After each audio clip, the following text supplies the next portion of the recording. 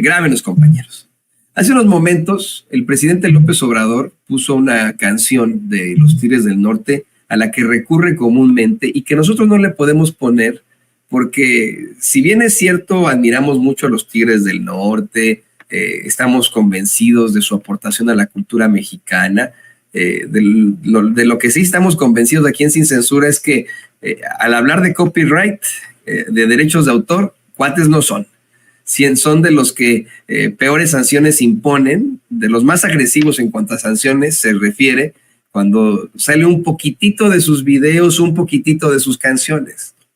Y aún así, aquí con mucho gusto le compartimos esta canción tan importante de Somos Más Americanos, de los Tigres del Norte, que hoy el presidente López Obrador se la dedica al racista, clasista, fascista y antimexicano gobernador de Texas, Greg Abbott.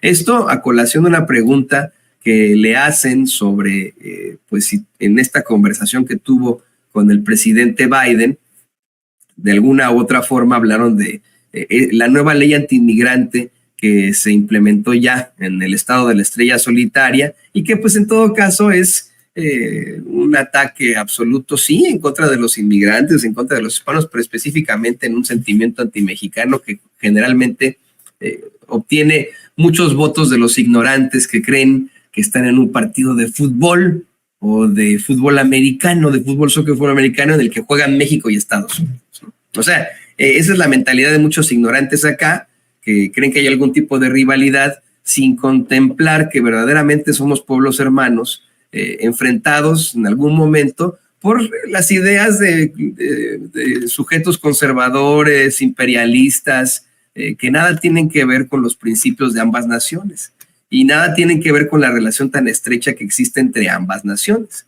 Le comentaba yo a usted que en esta canción de los Tigres del Norte se consideran varios estados. Dicen la parte de, y nos quitaron a Texas, Nuevo México, Arizona y Colorado. También voló California y Nevada, con Utah no se llenaron. El estado de Wyoming también nos lo arrebataron.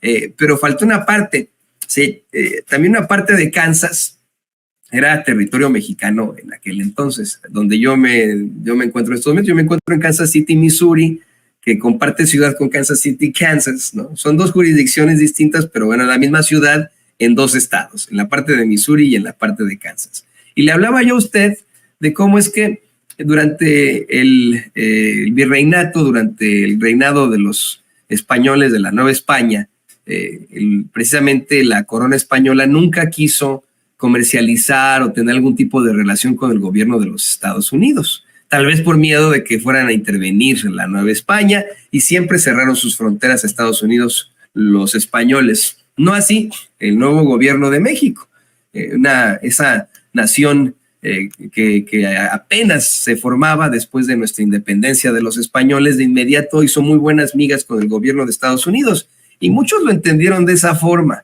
De verdad, hubo muchos estadounidenses políticos que nos vieron como un pueblo hermano al que se le tenía en todo caso que apoyar, no que atacar. Otros vieron en México una oportunidad para el saqueo, para la violación, para la extracción, para pues aprovecharse de una nación que apenas se creaba, que apenas se formaba, y en eso pues basaron su intervención en México. Algo que, insisto, fue discutido durante un tiempo en las cámaras y hubo muchísimas personas, muchísimos estadounidenses que se oponen a la invasión en México y, por supuesto, a la anexión de más de la mitad de nuestro territorio. Entre estos, el presidente, quien entonces era senador, ¿no? Pero en aquel entonces el senador y después presidente Abraham Lincoln, o Abraham Lincoln, como usted le quiera llamar, ¿no?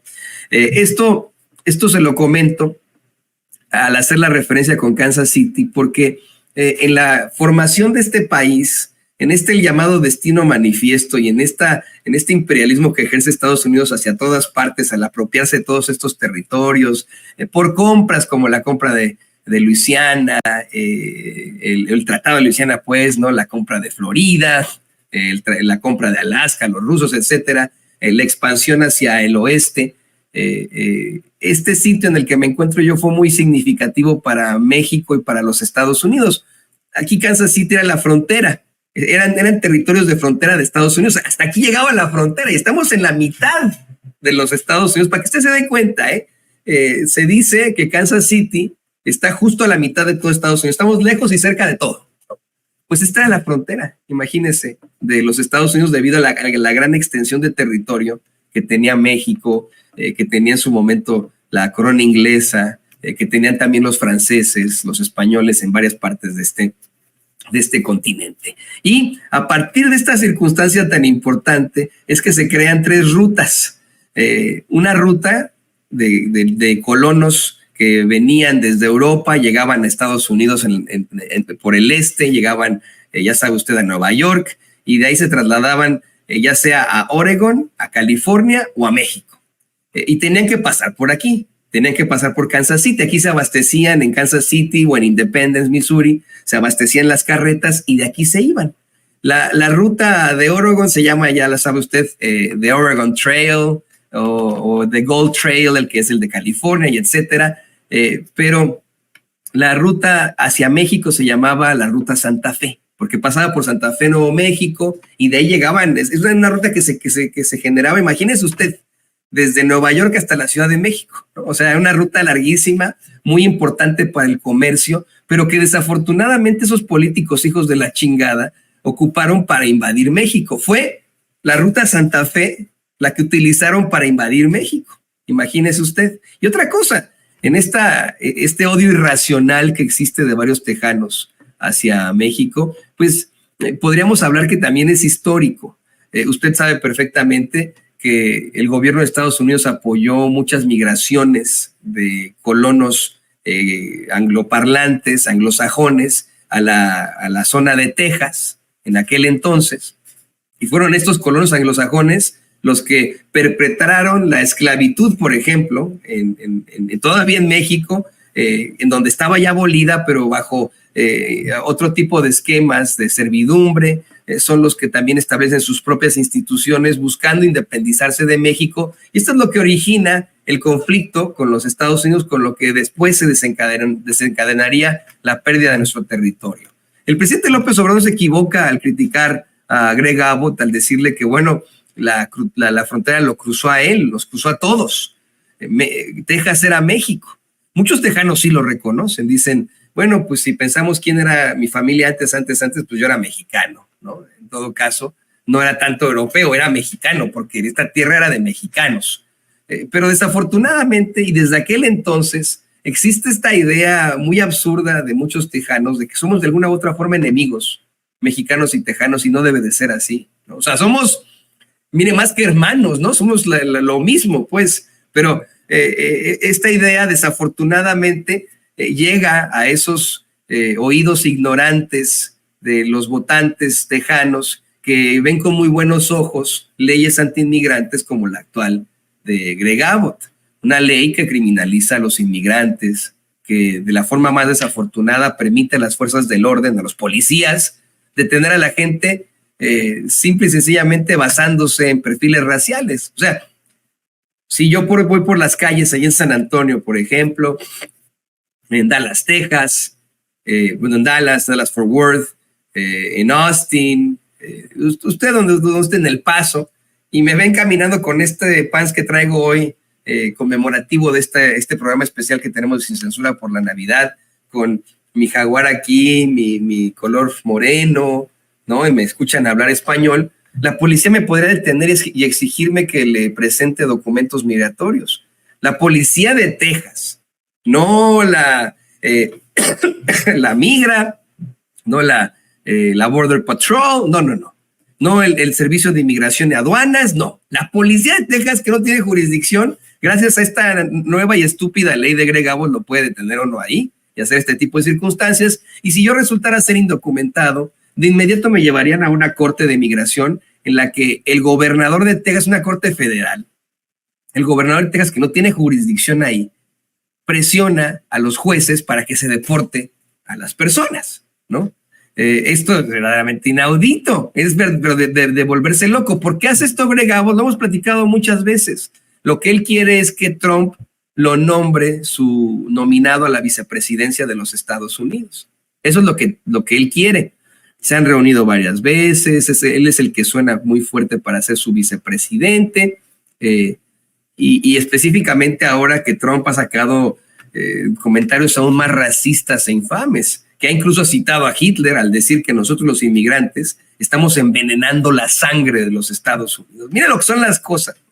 Y se lo recuerdo yo a usted porque desafortunadamente tenemos miembros dentro de esta gran audiencia de Sin Censura, a la que queremos y respetamos tanto, que defienden a Donald Trump, que dicen que van a votar por él y etcétera. Bueno, él no lo defendería a usted, aunque sea segunda generación, aunque usted tenga la residencia permanente, aunque usted tenga la ciudadanía. Trump cree que usted está ensuciando, está envenenando la sangre de los blancos acá en los Estados Unidos. Esa es su idea. Lo plantó ya 2 veces. Insistió cuando se generó la controversia, le volvieron a preguntar esta semana y dijo, sí, me sostengo. Nunca he leído Mein Kampf, dijo, ¿no? En una de sus mítines. Mein Kampf es ese libro que escribió Hitler en la cárcel y en el que se trata este tema. Lo trató muchas veces, pero lo trató de forma escrita y dice, nunca he leído Mein Kampf, mi lucha de Adolf Hitler, pero insisto, no me sostengo.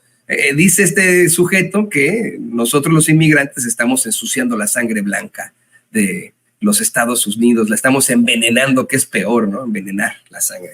Bueno, esto tiene mucho significado porque la llamada que tuvo ayer el presidente López Obrador tuvo varias aristas que quiero platicar con usted.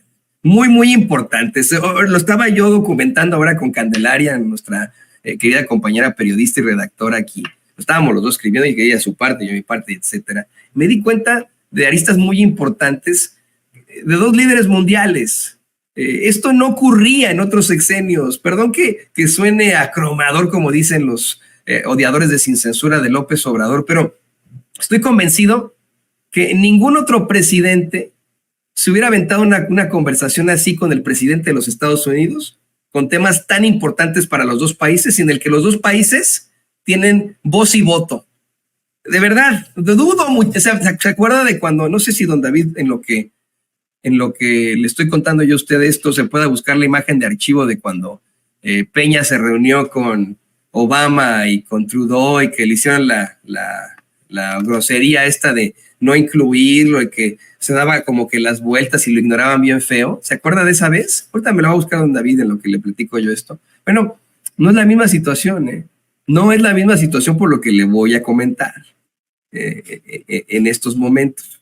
Miren, el reportero de Canal 11, Luis Méndez, le pregunta al presidente sobre esta conversación que tiene con el mandatario estadounidense Joe Biden y le pregunta específicamente lo de Greg Abbott, ¿no? Bueno, el presidente empieza a detallar los temas que trataron en la conversación de ayer, que por cierto, deja esperando a Biden. Se plantea que Biden le marcó desde mucho tiempo atrás y él seguía en su mañanera hablando de lo de las desapariciones y etcétera, y lo dejó esperando. Imagínense lo que es hacer esperar, ¿no?, al presidente de Estados Unidos. O sea, hablamos de varios temas, lo relacionado con la economía, pero que pues llegaron a la conclusión de que nos necesitamos y complementamos, pues somos pueblos hermanos que deben mantener su relación comercial y se necesita trabajar juntos. Comentó que en efecto se presenta una situación extraordinaria, pues aumentó el número de migrantes que pasa por México con el fin de llegar a Estados Unidos, sobre todo venezolanos, haitianos, cubanos, ecuatorianos, específicamente en la frontera de Piedras Negras. Por otra parte, dio a conocer que le planteó a Biden que se atiendan las diferencias con Cuba, las diferencias entre Estados Unidos y Cuba, que le gustaría mucho a su gobierno que se abra un diálogo bilateral entre ambas naciones. Pues en el caso de Venezuela ya hay acuerdos y se está usando la política para evitar la confrontación. Agregó que ambos, Biden y él, celebraron mucho que ya se esté normalizando la situación en Guatemala. Ojo, mire, esto también es muy, muy importante. Van un par de semanas de que el presidente López Obrador hace un llamado a que se respeten las decisiones del pueblo guatemalteco en sus elecciones, porque utilizando el poder judicial, como siempre, los fachos, los fascistas, los ultraderechistas, los ultraconservadores en Guatemala quisieron incluso detener a Bernardo Arévalo, el ganador de esas elecciones. Quisieron quitarle su triunfo. Y Estados Unidos y México comenzaron ahí a decir, oye, no, ¿qué te pasa? ¿De qué estás hablando? ¿Cómo que le van a... ganó? No por ser de izquierda te vamos a hacer caso, ¿no? Estados Unidos le retiró la visa a todos los funcionarios, diputados, senadores involucrados en este intento de golpe de Estado chafa, ahí en Guatemala, y México hace este llamado enérgico para que se respeten las elecciones. Al fin y al cabo se respetan, ¿no? Ya va a tomar posesión Bernardo Arévalo ahí en Guatemala, y lo celebran ambos, tanto Biden como el presidente López Obrador, celebran que pues se acabe esa inestabilidad que originó la oposición de Guatemala en contra de quien pues democráticamente ganó la elección presidencial, Bernardo Arévalo. De hecho, el presidente dice, le platiqué a Biden que me llamó también el presidente actual de Guatemala, el también ultraconservador Alejandro Yamatei, que le llama para invitarlo a la toma de posesión de Bernardo Arévalo. Esta es una muy buena noticia, ¿no? O sea, ¿qué le quiere decir un presidente a otro cuando lo invita a la toma de posesión de su sucesor? Después de que hubo este problemón en el que no querían que tomara posesión, en el que no le querían respetar los resultados de las elecciones. Bueno, que los conservas ya lo aceptaron. Tanto que está invitando al presidente de México a que asista a esta toma de posesión, la cual tendrá lugar el 14 de enero, y dice el presidente que lo está pensando, que le gustaría muchísimo ir, ¿no? Mire, a lo mejor, ¿quién quita? Y Vicente Serrano y este servidor volvemos a Guatemala para esta toma de posesión, quién sabe, ¿no? Lo vamos a platicar por ahí. Si usted nos apoya, podríamos ir ahí. Vicente Serrano, su servidor, en su momento tuvimos a bien entrevistar al expresidente Jimmy Morales, bueno, todavía era presidente de Guatemala en 2016, y a lo mejor y podríamos ir ahí a esta toma de protesta a la que podría asistir el presidente López Obrador. ¿Quién quita, Ojo, a lo mejor y lo hacemos, pero vamos a estar muy, muy pendientes de eso. Lo que es un hecho es que efectivamente hablaron sobre las presiones de grupos en contra de los mexicanos y los inmigrantes, especialmente en esos tiempos electorales que él está convencido pierden cada vez más fuerza, puesto que cada vez somos más mexicanos acá en los Estados Unidos. Lo que no querían ellos, ¿no? Lo estamos convirtiendo en una mayoría aquí en Estados Unidos. Y bueno, le voy a pedir, por favor, al equipo que nos grabe para